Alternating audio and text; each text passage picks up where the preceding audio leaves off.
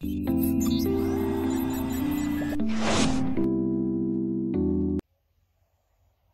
राम शेतकरी मित्रांनो, तर बघा आता हरभरा पेरणी होऊन जवळपास 19 ते 21 दिवसाचा कालावधी झालेला आहे.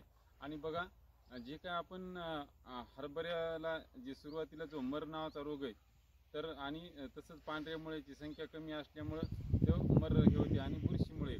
तर आता मग आपल्याला जे काही त्याच्यासाठी काहीतरी म्हणजे फवारण्या घेणं गरजेचं असते. तर त्यासाठी तुम्हाला एक मी अशी जबरदस्त फवारणी सांगणार आहे. तर बघा आता सुरुवातीला आपल्याला जेट म्हणून हे आळीचं औषध, तर जे की तुम्हाला प्रदीर्घ काळापर्यंत आळीपासून संरक्षण देते. त्याच्यानंतर बुरशीसाठी प्लग म्हणून एक बुरशीचं औषध आहे. तर ते जे काय आपला मर रोग आहे तर ते थांबविण्याचं काम करते. आणि त्याच्यानंतर आपल्याला जे काही पांढऱ्या मुळे असतात ते पांढऱ्या मुळ्याची संख्या वाढवण्यासाठी हुमराज म्हणून लिक्विड आहे औषध. तर ह्या तिन्ही औषधाची जर आपण एकदाच फवारणी जर घेतली तर निश्चितच या फवारणीचा आपल्याला फायदा होईल.